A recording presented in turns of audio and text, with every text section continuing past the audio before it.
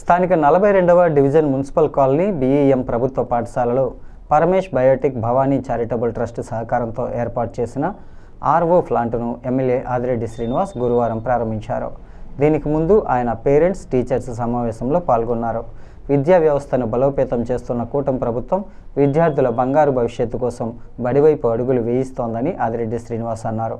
Parents teachers మీటింగుల ప్రధాన ఉద్దేశం విద్యార్థుల తల్లిదండ్రులు, ఉపాధ్యాయులు, పాఠశాలల మధ్య బలమైన బంధాన్ని ఏర్పరిచి విద్యార్థుల విద్యా ప్రగతికి, పాఠశాలల అభివృద్ధికి ఉమ్మడిగా కృషి చేయటమేనని చెప్పారు.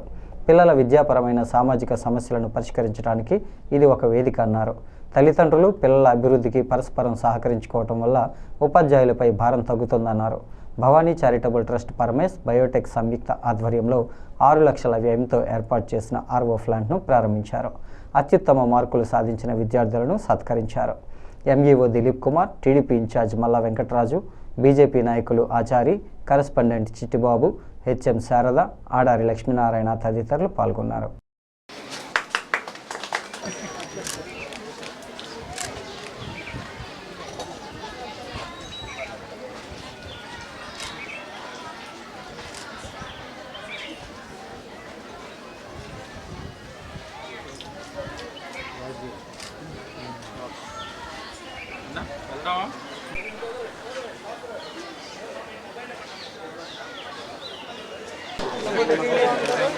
గతంలోని ఇక్కడ త్రాగే నీరు సమస్య ఉందని ఈ వార్డ్ ఇన్ఛార్జ్ ఏదైతే మల్లారాజు గారు నాకు చెప్పినప్పుడు మరి బియ్యం లాంటి మంచి సంస్థలో ఈ సమస్య ఉందంటే అది పరిష్కరించలేకపోతే నా స్నేహితుడి యొక్క సహకారంతో సిఎస్ఆర్ ఫండ్ కింద సుమారు 5 లక్షల విలువ చేసే ఆర్ఓ ప్లాంట్ని ఈరోజు అమర్చాం, ఈరోజు ప్రారంభించుకుంటా ఉన్నాం. ఇది ఇక్కడ సమస్య ఉందని చెప్పారు కాబట్టి నాకు తెలిసింది.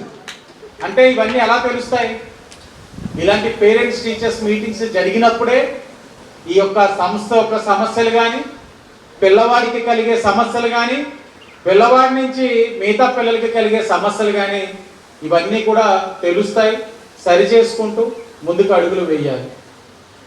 మేము ఎప్పుడు కూడా విద్యకి ప్రాధాన్యత ఇస్తూ ఉంటాం. మా యొక్క భవానీ చారిటబుల్ ట్రస్ట్ నుంచి అనేక మంది విద్యార్థులను చదివించుకుంటూ ముందుకు వెళ్తా ఉన్నాం. ఒకటే ఆలోచన, భవిష్యత్ తరాలకి మనం ఏ విధంగా ఇవ్వగలిగాము అని అంటే అది విద్య ఒక్కటే.